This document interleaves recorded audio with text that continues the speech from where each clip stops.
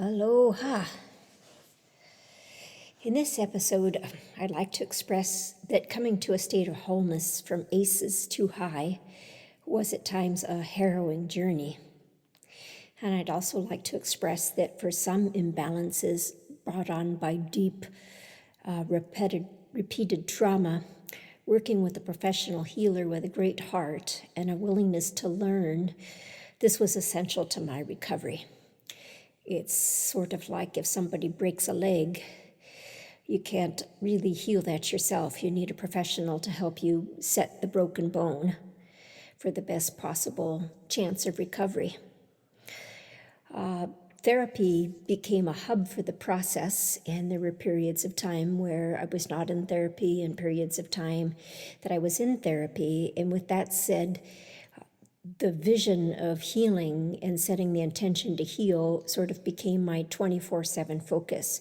And there were a lot of other things that were interwoven that supported the healing process. Therapy sort of became the home base and it fed the flow, but there was an enormous amount of work that was done using other modalities to support the work, with a lot of self-discovery of what was of support and what wasn't. A huge boon for me, it was tapping into my passion and my purpose.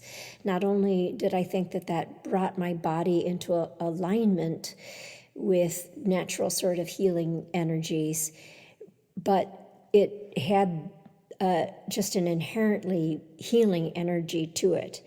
And not just movement for the sake of movement, but something that engaged the creative body of making art with movement, which was the dance arts.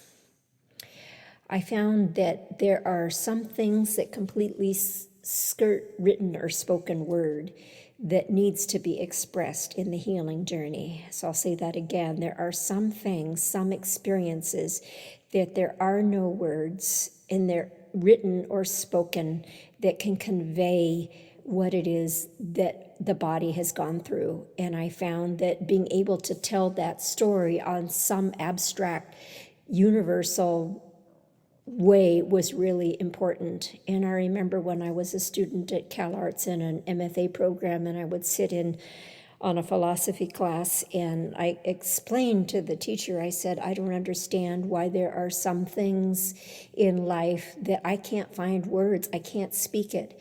And he agreed, and he said sometimes there are certain situations in the human experience where you can't tell it directly, and you need to have forms like art to be able to tell it, and that is one of the reasons that art exists.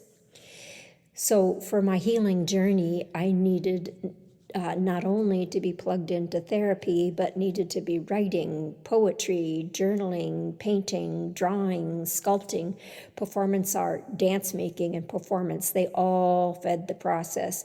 And especially during the time when I was processing, which began in late 80s, early 90s, when very little was known about treating trauma. Somatic experiencing wasn't really widespread yet. The comprehensive resource model had not been created. The wealth of information that has been shared through The Body Keeps the Score, those weren't around yet. So it was a blend of talk and Jungian type of therapy and the arts, and later meditation, shamanic practices, EMDR, EFT, and many other techniques as they became available. The body I learned in the 80s when I was drawn to dance and studying dance while I was also pursuing my economics degree, I discovered does not lie. It holds the memory of our repressed stories and our physical being, and also the wounds of our ancestors. With trauma, in my case, I found that my body held an enormous amount of tension, and it held my body in a way that I would say was out of functional alignment. A physical therapist I worked with at a time when I was an undergraduate, when I went to him for pain in one of my hips, said, your body makes no sense, these patterns of how you are holding yourself. I've never really seen anything like this. And I came to an awareness that it was holding trauma in a certain sort of way. And as I worked as a dance maker to bring the light of awareness into my body and try to understand my body and release tension, things began to come into alignment. And I found that in the dance field, they would always tell the body to relax, and my body just didn't have the capacity to tell it to relax. It didn't.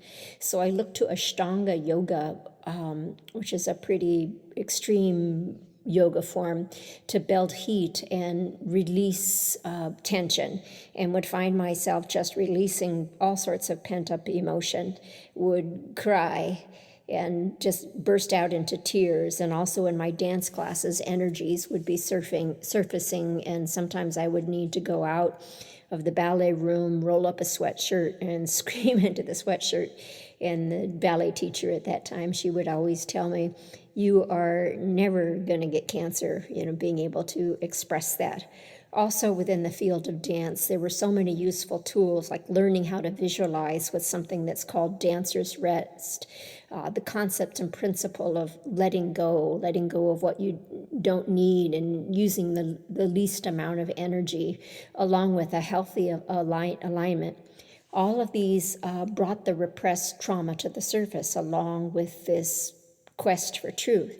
And my first flashback was in a dance class after class, and I didn't know what a flashback was.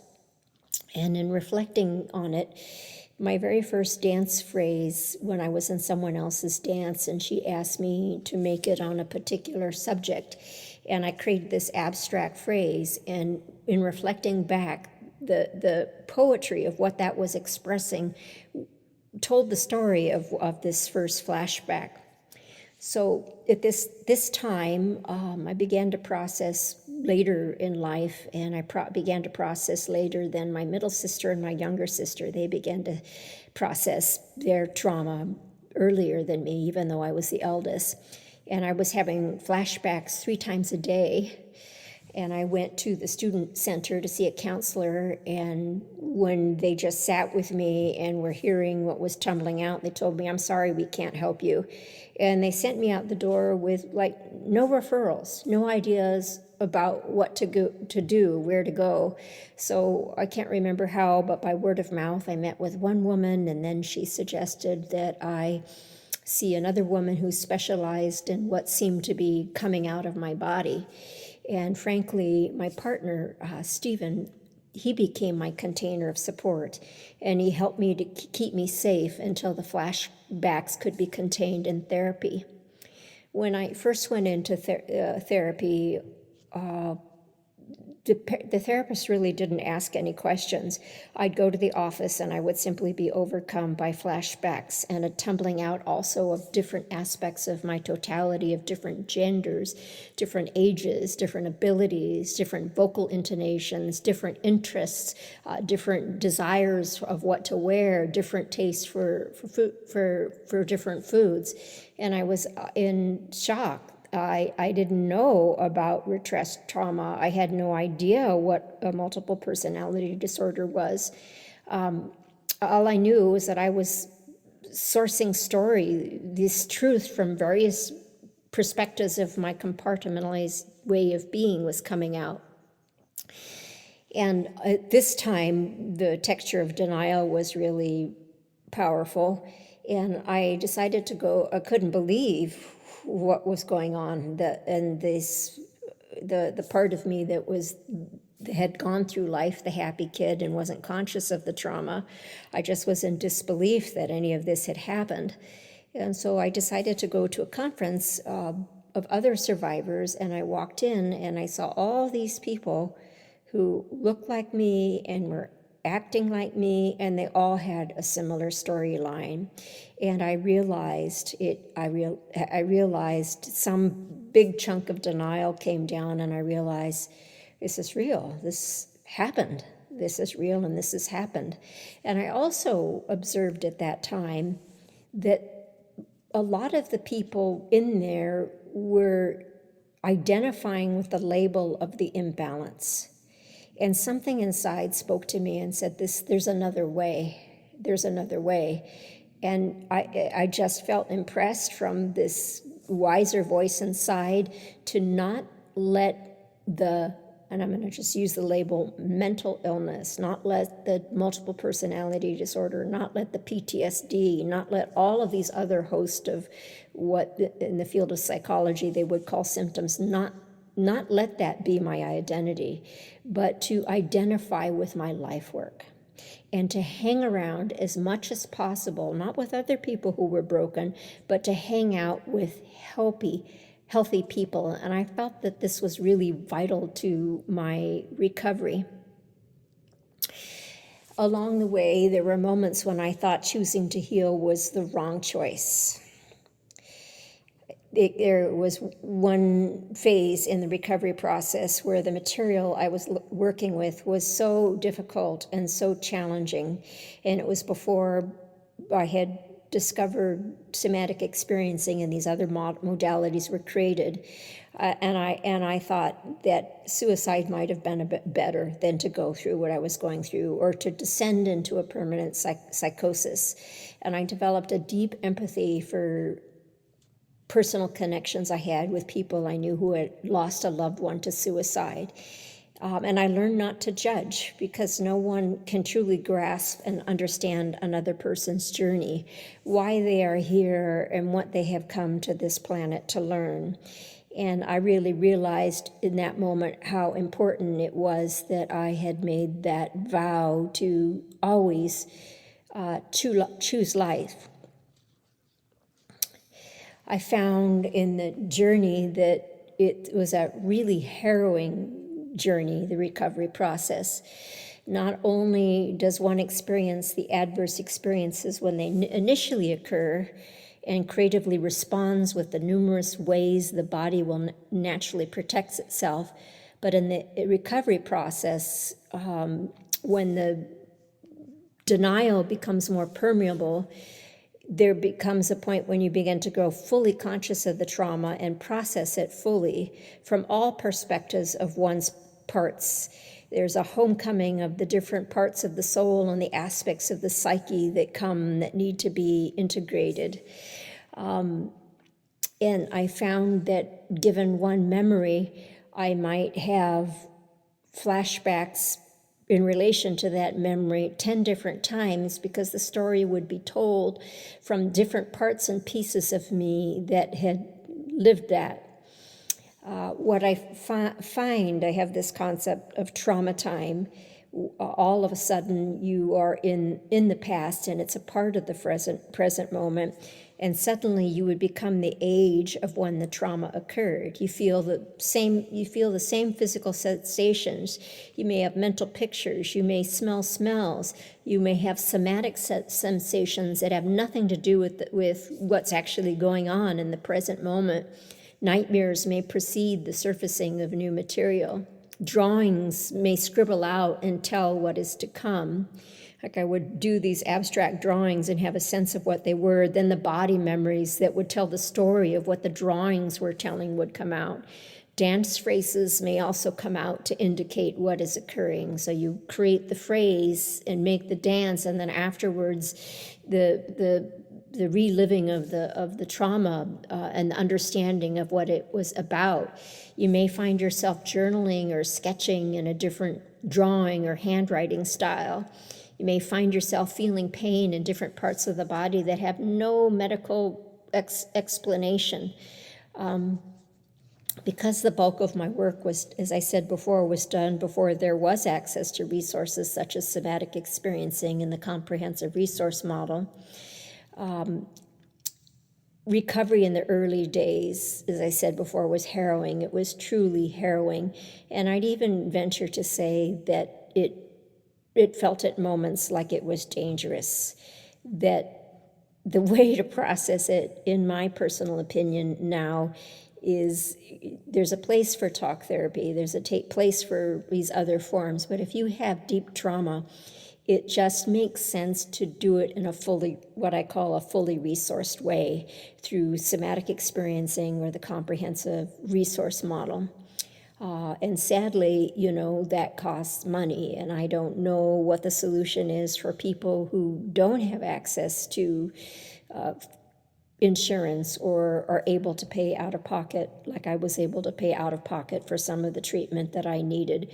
But I do know that if the universe helped me figure it out, if you're listening to this, it'll help you figure it out. And maybe you'll be one of the ones who figures out how to heal on your own, that you somehow figure it out. What brought me to stepping into the healing river was curiosity about my siblings who were struggling with psychosis. And I wondered why. And then I heard that a sister of mine, my father called me and talked about another sister who was remembering child abuse, and he wanted to test the waters and ask me what I thought. And I said, well, I don't know, Dad, but, if it's bringing her healing, that's the important thing. So, and then I also began to notice a shift in my psyche. Whenever I would do something and do well in school, or I would express myself, I had this disconnected part of me that just would blurt out obscenities towards myself and self-condemnation. And it was, I didn't understand what was going on, and it seemed like the more I was locked into praying and fasting and memorizing scripture verses, it seemed to get worse. Then there came what I mentioned before about deciding to go on this tooth quest and to ask the universe for support. So I asked the universe for insight. Why are my siblings like this? What is going on with me? Show me. And I took time to be still, and I took time to listen to that proverbial still small voice inside. And the answer was, look to your childhood for answers to your questions. So I said, okay, I'll go there, I'll look. And so I looked, and I saw a lot of big, blank, empty spaces, amnesia. And I said, okay, I'll go there. And a couple months later, I had my first series of small flashbacks. And what I felt like my wiser self, or what the universe was showing me, was there was a correlation between how you act in the present moment, what your current likes are and preferences, and things that have happened in your past. For instance, I had always loved oatmeal cookies, and oatmeal cookies were associated with these memories that were coming back showed me about how my mother used to make cookies when we behaved well, and we would use them as a treat. I saw at this time the non-support also of my siblings that had gotten from the psychiatric hospitals. And I saw that they weren't progressing, and I decided that this was not the avenue that I was going to take. And so I focused on finishing my degree in economics and dance, and I enrolled in an MFA program and was accepted at CalArts. And set as my master's thesis, I intend to heal. And I set the intention to use art as my primary medium of healing. At this time, I had this sense that what was occurring wasn't art in the conventional self, and so I identified as an outsider artist. It really felt like it didn't fit in any conventional way of what art making should be about. But I knew that what was happening is that it was my medicine, so to speak. Like the indigenous sense of medicine, shamanic sense of medicine. And there was something that I had an awareness that it felt very shamanic, because I knew what was occurring had to do somehow with it's difficult to describe, but with some types of trauma. They really tap into the collective unconscious. There's a really deep root, and I really realize it also has to do with ancestral sort of wounds as well. And when I set the intention not only for personal healing, but for healing for my family, for communities, and for the world. I had come across about one teaching by a South American shaman, and he told this beautiful story that when you drop a pebble in a pond, a still pond, there's little reverberations and little rings that go out. And when you do that, he's kind of expressing that when you do that, then when it's any small gesture that you do, it impacts the whole world. There were some dances that I made, just a handful, where people in the audience witnessing me dancing my medicine in this sacred place of produced theater, where they would have some sort of cathartic shift or some type of healing. And I found that really fascinating. There was one young woman who came up to me after one dance. It was a solo, and she didn't know what it was about, but I knew what it was about. And she came up and said, I don't know what your dance was about, but I had never been able to release this pain over an abortion I had had. And she was crying, and she said, I am able to forgive myself and let go. It's a lot. As I expressed before, for every hour in therapy, there were a lot of other hours devoted to educating myself, reading everything that I could find, immersing myself in the arts, and finding ways to bring myself relief. There was a time when I stepped away from therapy, and this was from the advice of a psychiatrist who'd felt that I had done enough therapy. I had worked approximately 10 years without support of any medication, pharmaceuticals, before they came into my life. At the age of 41, I had a stress-induced PTSD psychosis and was hospitalized, which was a really beautiful thing in that it showed me that there were other people who had the same depths of suffering, and I wasn't all alone. And I came out of it with some new psychiatric label and was introduced to psychiatric medicine. Psychiatric medicine for me did not bring healing. I'll say that again. Psychiatric medicine did not bring healing, but it helped to manage symptoms for a period. It helped to manage symptoms. But with it, it also brought a host of side effects that at times seemed worse than the symptoms itself. And I decided to continue with time in self-education with myself, self-education and seeking out resources. I began to understand a little bit more about what was going on with my body, and I began to advocate for myself. And I expressed to the psychiatrist that I didn't agree with the diagnosis, that I had read a powerful memoir by someone with the same diagnosis he had given me. And then I said that this simply wasn't me. This just didn't feel like the right paradigm or the right thing to be looking at what was going on with my body. And I brought other books for him to consider about trauma and about disassociation, and he indicated to me that he didn't have time to read them. He was a very kind and a supportive man, and I really enjoyed visiting him, and he always would encourage me and say the best revenge is, getting well and living your life fully. But I began to go increasingly frustrated with not being heard. I felt like being poo-pooed, that my sense of what was going on in my body was wrong, and that he knew better than I did. And I explained to him that I thought a correct diagnosis was a part of a roadmap to wellness, that if someone has liver disease and you treat it as if it's heart disease, well, that makes no sense. If someone has liver disease, you treat the liver disease. You don't treat them the way you would treat somebody with heart disease. And he disagreed with me. He didn't think that a correct diagnosis was important. There was something very numbing about the medications, and I really began to struggle. So there was something about the medications where they were really useful, I think, for a period when I needed to just kind of stop everything up and shut the process down and begin to excel in the fields that I was playing in.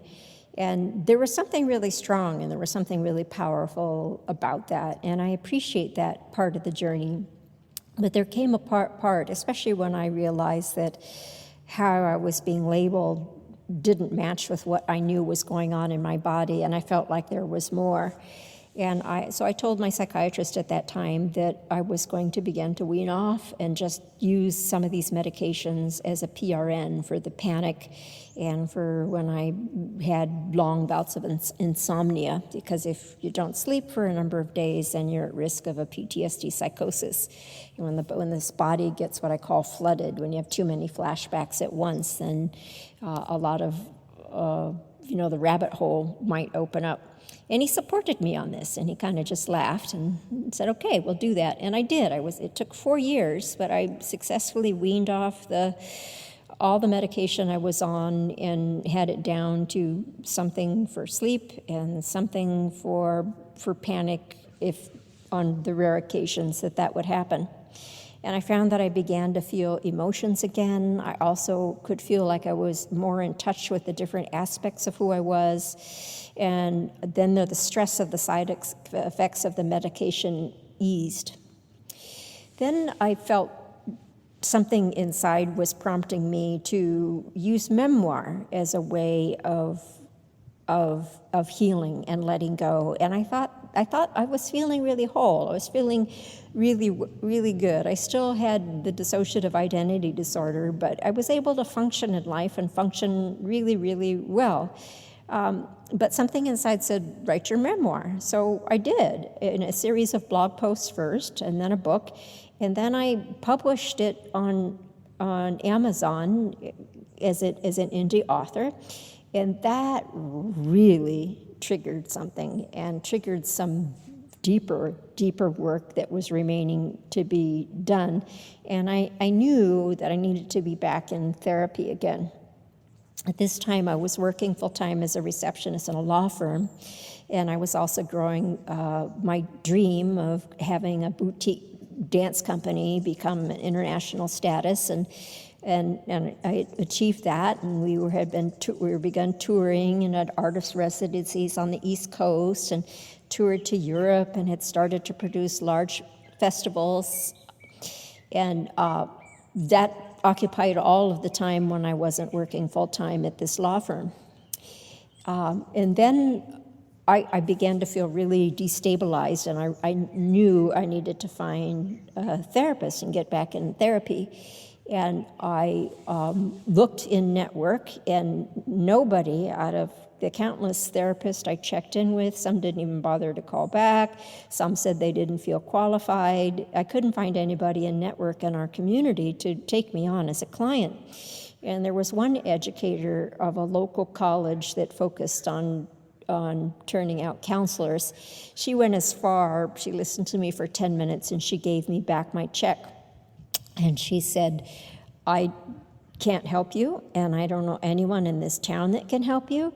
Find a somatic therapist. And it was really, really painful for me to hear that, as I thought I had already done so much work, and I thought on so many levels I was doing really, really well. But I followed her advice, and it took a long time. It took around a month. For me, it was a long time when you're not feeling well and you're really struggling to find support. I had to travel an hour there to work with this wonderful woman, and an hour back, who took me on as a client. And when her knowledge found limits, she was willing to look at material suggested by an expert who treated the type of trauma that I experienced and integrated that into the approach. She also went through my psychiatric files and advocated for me to work with a different psychiatrist, and that she felt like I wasn't getting the support I needed. And I did. I found someone new, and he agreed with me. He said, no, I don't agree with your other psychiatrist. You don't have that label. It's PTSD, basically, and for that, medication is not going to cure you. You need therapy. And at this time, I also was drawn to plant medicine, and he referred me to a doctor for cannabis. And I actually found cannabis really, really helpful for a period of time. And it helped me also to be able to continue to work and not use the hardcore clonazepam, the stuff that's highly addictive. I was able to wean off of that. At the time, I had health insurance, and although this therapist was out of network, I was able to successfully advocate for myself and explain no one in network would take me as a client, and they allowed me to work with this woman for 5 years, which was great. At this time, I again was feeling pretty whole, and the therapist I was working with suggested that maybe it was time to begin to think about closing up therapy. And I had also, in 2017, followed through with a commitment to myself that if I ever got stable and strong enough, that I would reach out and I would help my sister in Los Angeles, who had no treatment for trauma and had been on the streets for 10 years. And I had tried to be in contact with her a number of years earlier, but it was really destabilizing, and my psychiatrist at the time said he didn't think it was a wise idea. So I felt like I had come to a state of wellness on a personal level, but I felt like that there was family healing, and that I had gone through this process of cutting off all contact with my family, and I began to sort of test the waters and see if I could begin to be in relationship with some of my ohana and to shift the focus to family healing. And that's a whole nother story, but if you think you're done and you haven't really stepped into trying to be in relationship with your family, that can bring a whole nother wave of healing. And also the challenges and the ideas and the influence of what the siblings' needs are can influence your trajectory. When I asked this sister what healing modality she thought would be helpful for her, she said that she felt shamanism would be helpful. So I wanted to test it out, and I went and saw someone. And at this time of my life, this period of my life, I had several years of what I would call a series of dark nights of the soul. And when I did research with what was going on with my body, with a brain aneurysm repair, with something that seemed like Lyme disease, and then a best friend passed, it felt like I might be, and this is, not something that is readily understood in Western society. I felt like I was being, quote unquote, called by the spirits to study shamanism and to learn what these tools are. And as it turns out, there were tools and things that I learned in shamanism that therapy, the somatic experiencing, and also the comprehensive resource model, as I went through it, could not touch, could not reach. I really needed this skill set for this final leg of the journey. And I also really needed the skill set of what I learned as I deepened into a meditation practice and began to work with Thich Nhat Hanh, and then also powerful work by Rick Hansen. I could not have gotten to where I am now without those skill sets. And what I found really interesting about with family, that there is something really powerful about corroboration. I had heard from other people that corroboration isn't important, it's just an experience. But when you begin to exchange notes with your siblings after many years of separation, and they're telling the same stories and they have the same recollections, it just signals an opening for deeper healing. And that began to occur. And then also at this time, two of my siblings passed from cancer.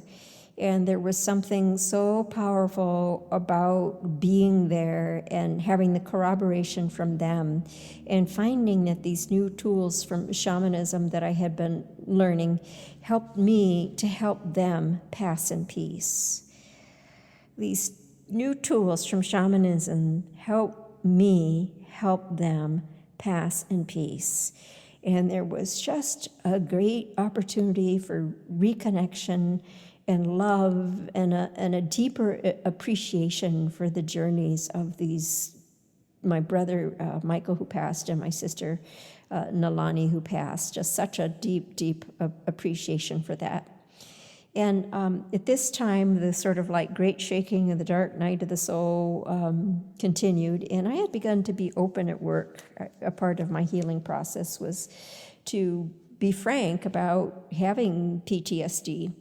And not surprisingly, I suppose, it came to a point where it was 59 and a half, that they laid me off, and they said that they were just restructuring the firm. And that was deeply traumatizing, and suddenly I was without access to insurance and feeling like I didn't have the out-of-pocket money to be able to afford a healer, to work with a healer. So I went to the local hospice center to do grief counseling, and grief counseling, if you are a trauma survivor, in my view, is something you should never do with someone who is not trauma trained, because grief is like a slow motion flashback, the part of the process where you have to grieve all of the losses.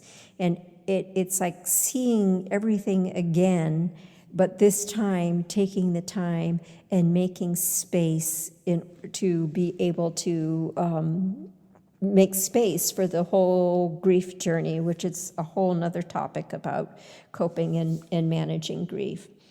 And I began to be destabilized and lose touch with my body, and I didn't realize at the time that I had developed a urinary tract infection, and the urinary tract infection went to my brain, and I was, at the time, was trying to figure out, am I going to go back to school? And I was in school full time. I was preparing for an artist residency in New York, and I just lost touch with my body.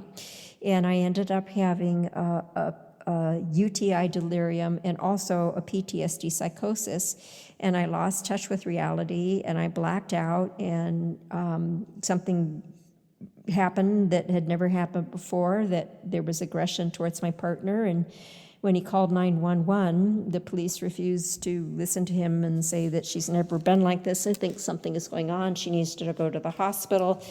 And instead, they put me in jail 3 days with no treatment. And I could have probably died in there. And I came out with some sort of really intense traumatic brain injury where I had a headache and pain for 3 months, and my body covered in bruises, and then was hospitalized. And the woman, the psychiatrist there, thought that the driving factor was the urinary tract infection. It was a really powerful experience to be in a psychiatric hospital again for the second time, and I learned so much about, or at least my perception of the type of care they provide, and how backwards the care really seemed as well. A really inappropriate place for somebody with PTSD to be having flashbacks in the middle of the night, and to have somebody for law enforcement sitting there watching you, observing you. It was just really not very pleasant, and also to observe the extreme cruelty of some of the staff. It almost felt like drill sergeants, and I think that there's a lot of room for growth and a lot of room for coming out of the dark ages with regard to psychiatric hospitals. Then I was released to a crisis residential unit, and at this time my partner had feedback from his brother and his brother's wife that people like me tended to not get better, and sometimes, they just would continue to get worse and worse, and they were telling him that he should consider not being with me. And so he expressed to me he wasn't sure he wanted to be in the relationship. So it was a real shaking. Not only was I dealing with this incredible grief, all of a sudden I was faced with a situation where I might have to go into a transition home and try to figure out how to remake my life. And because of the problem that I was in, I also because it was of being put in jail and the charges against me, I had legal problems, and my brother-in-law at the time hired an attorney for me or for my partner, and hired somebody who was out of town that would have to fly in to work with me. And in the middle of the case, he said all of a sudden he wasn't going to pay, and then I had to go back to square one. And I really did not want that sort of generosity at the time, and really wanted to take care of myself, and ended up moving forward and finding my own attorney. And while I was in the crisis residential center, I realized I had this awareness of a teaching by Thich Nhat Hanh that sometimes you can have too many cows, in essence, too much responsibility in your life. And I realized that the lifestyle I had been living was no longer sustainable, that there is something with PTSD with time, that it gets harder to cope. It gets harder to cope with stress. And I really think it was a call to just really take a time out and just focus only on healing. That, yes, living a rich life and the arts had been really wonderful to me, and it had been great to realize my dream and also have a job where I could put a little bit away for retirement. But I really, to make time for healing, I needed to shift my focus to be more around a shamanic sort of lifestyle, and I needed to prioritize with family. And while I was in this facility, someone suggested to me, a particular attorney, and said, "You're probably a really good candidate for disability." And so I decided to go that route. I realized that I felt like I was done. I felt like I could not cope with trying to go back to school. I could not cope with interfacing with the public, because one of the things that I learned is that when you live in the community where you've been traumatized, you have no control when you're in a work setting of somebody who is associated with the community, because it was a community of abuse. It wasn't really just my parents. If anything, I would think that, yes, they were involved, but they were more victims of society. There were whole systems that were involved. There was a trafficking component by a babysitter to Beverly Hills, and my sister was also trafficked. There was a component in the Catholic Church, horrible abuse in the Catholic churches that we were a part. And then when my parents became involved with the evangelicals, there were, like, the evangelicals were abusers. There was abuse in the schools. There people that you would think that were upstanding, wonderful, holier than thou, wonderful communities, upstanding citizens, were abusers in all walks of life: golfers, gun clubs, car clubs, engineers.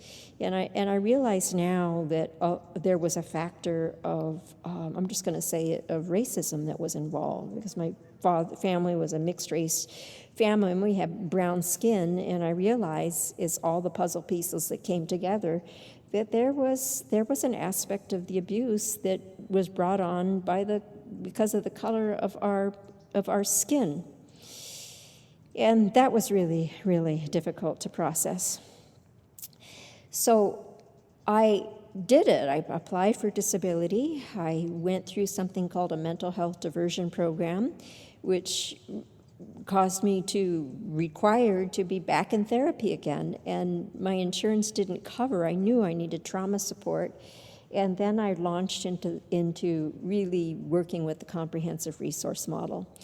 And I felt like that worked with the final layer in conjunction with continuing with a very solid meditation practice, a Mother Nature practice, a creative practice, and I took several shamanic workshops. And I know beyond a shadow of a doubt, without the person that I was working with and this modality, I wouldn't have been able to deal with the material that came up. I don't know if sometimes the hardest stuff surfaces last, but that's what happened. What happened, and I think in a way I may have brought it on by myself, in that as a part of my process as a dancer, I had this sense that I needed to go through this process of de-dancifying my body, that there was another way of moving, and I developed a movement modality that's extremely slow and integrates breath, and I felt like it surfaced deeper stuff on like a really deep level. And so with this phase, there was also a lot of ancestral healing. There was a lot of awareness about how some of the trauma related to the Hawaiian story and the Hawaiian genocide, and how that affected my father, and how those wounds were carried forward, and healing that, and then the ancestral wounds of my mother and what it was like for her parents as immigrants who came from a socialist country. And so there was a lot of what felt like intergenerational trauma. And then I noticed that it felt like my whole body was starting to change. Like I was able to really relax. And the DID resolved. I became sort of like this whole state. And I don't think without this sort of shift in a lifestyle, I would ever have achieved this state of wholeness. And I also question, if I went back to that type of life, I think that, I don't know, I question whether I would be able to have this stability, because it becomes a lifestyle. And there was one other sort of major puzzle piece towards the end, that there's this thing about group therapy or talking with other people or peer support. And in the past, I had gone in and out to one particular support group online, and the information that I got from other survivors, they helped me troubleshoot certain aspects of the DID journey and different emotional states by sharing what they found and what they discovered that worked for them. Things that therapists and psychiatrists and other healers just were not dialed into. And so there's something really, really powerful about that. And when I was in the hospital, we would have groups, and there was this one group called WRAP, Wellness Recovery Action Plan. In the past, I had avoided groups because they were so triggering, because so much of the trauma and the abuse a lot of it had included group abuse. And I had read that it was actually not a very smart thing to do, is to seek out group experiences because of the triggering nature. So I was really delighted by WRAP. And I really, really, really, really resonated with the group, and afterwards sought them out. And I think that that's what my formula for wellness was really needing. It was needing peer support, a place that I could go and I could be myself, and I could be with others who had also had similar sort of challenges.